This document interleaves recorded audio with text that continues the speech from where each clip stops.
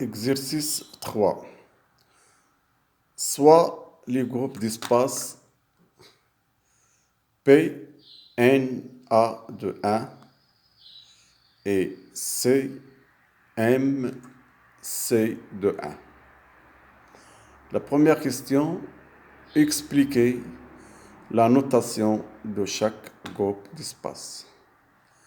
Deuxièmement, donner les projections géométriques de ces groupes d'espace dans le plan 0,0,1, c'est-à-dire X, O, Y, le plan perpendiculaire à OZ. En prenant les plans de symétrie confondus avec les plans cristallographiques correspondants. Que peut-on conclure?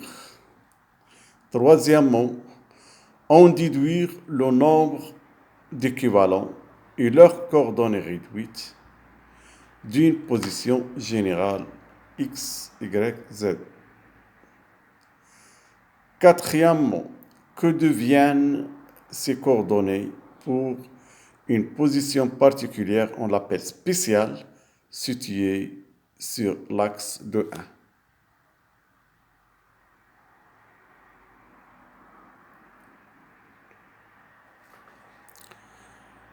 Pour la première question, je vais démarrer par le groupe d'espace PNA de 1. Donc, je dois déterminer sa classe pour déduire les informations concernant le système cristallin et le nombre de points équivalents. N et A devient M et N, c'est-à-dire tous les plans de glissement deviennent des miroirs et les axes liquido deviennent des axes propres. Donc la classe c'est MM2.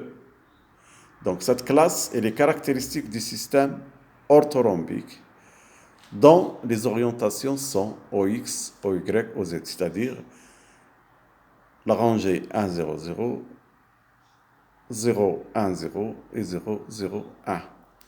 Par conséquent, N, elle est perpendiculaire, c'est un plan toujours perpendiculaire à la direction.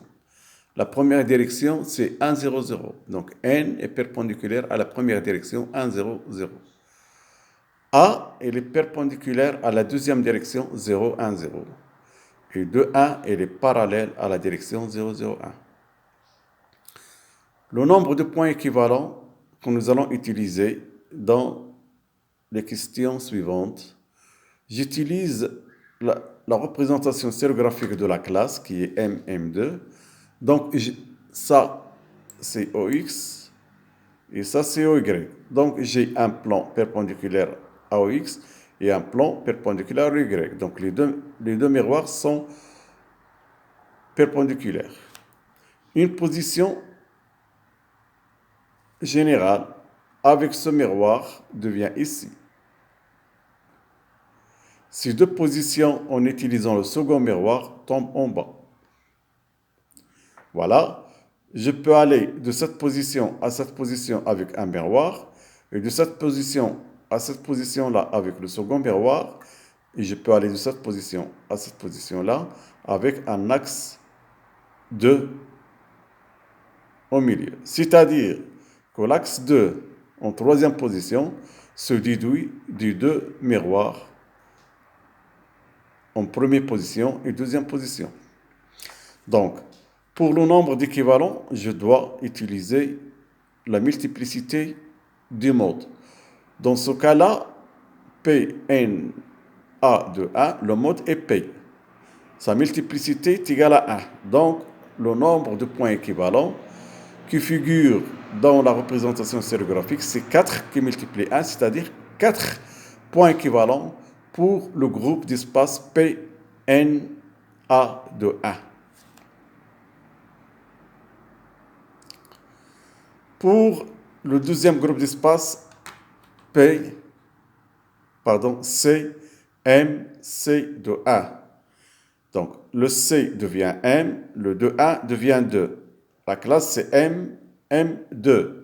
Donc, c'est comme tout à l'heure, c'est le même système, c'est le système orthorhombique. Et par conséquent, le M,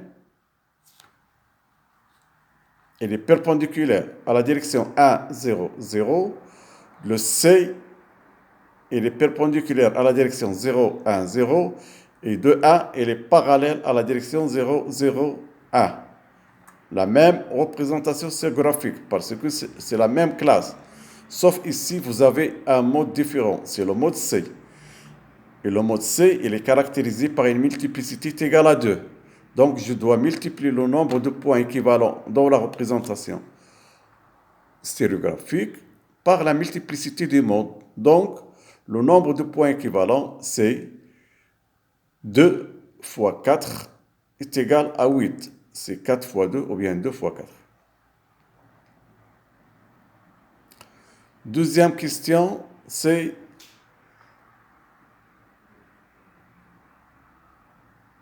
la projection dans le plan X ou Y. La projection d'un système ou bien d'une maille quadratique, la projection d'une maille orthorhombique, c'est un rectangle.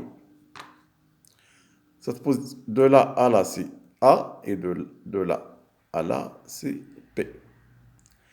Et bien sûr, N et A sont confondus avec les plans cristallographiques, c'est-à-dire ils passent par l'origine. N, il est perpendiculaire à X. Le voilà. Il se répète tous les demi-périodes. A, il est perpendiculaire à Y. Il passe par l'origine. Il est là. Et se répète tous les demi-périodes. Et de 1. Est-ce qu'il se déduit de N et A? On va voir. Alors, j'ai une position générale. Plus. En appliquant le N. Donc, voilà son image. Un déplacement B sur 2 et un déplacement C sur 2. Il vient ici en demi plus. Je la note la position 3. Pour aller de cette position en utilisant le plan de glissement A, je vais tomber ici avec un demi plus. Pardon.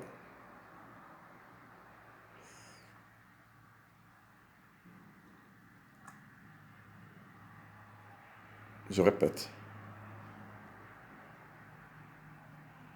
Pour aller de 1 en utilisant le A, donc le A, vous avez une image plus un déplacement de 1 demi selon A.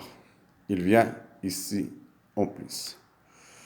Je dois appliquer la même chose pour ce point numéro 3, ce plan-là, que j'avais utilisé pour le 1. Et bien sûr, dans le sens inverse, parce que le déplacement, je peux le faire dans le sens positif comme dans le sens négatif. Donc, voilà son image ici. Il y a un déplacement moins A sur 2. Il vient ici.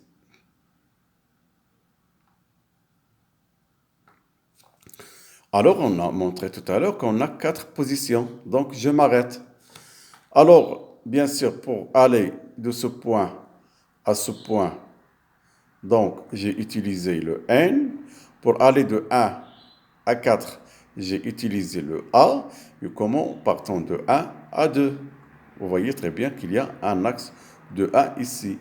Donc, pour aller de 1 vers la 2, il y a un axe de 1. Donc, de 1 se déduit du deux plans de glissement N et A. De 1 et se répète tous les demi-périodes.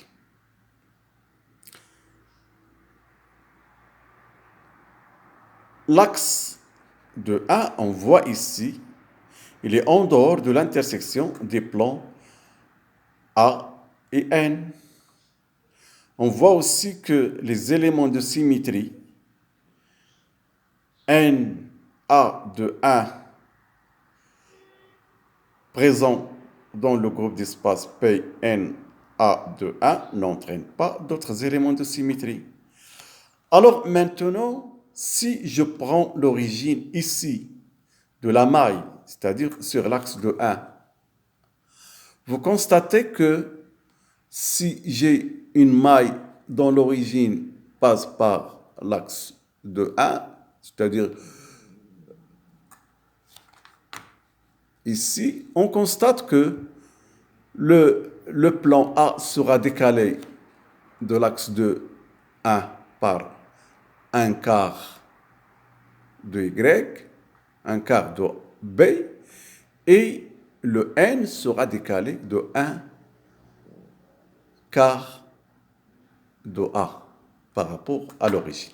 Donc, nous allons utiliser ça. Pour les coordonnées réduites, donc le 1, c'est une position générale, X, Y, Z. La position 2 signifie 1 demi moins X, 1 demi moins Y, 1 demi plus Z. La position 3 ici, c'est une partie moins X. Et ça, c'est 1 demi plus Y. C'est au 1 demi Z. Moins X, 1 demi plus Y, 1 demi plus Z. Et la position 4 ici, c'est quoi? C'est 1 demi plus X. Ici, c'est moins Y et Z.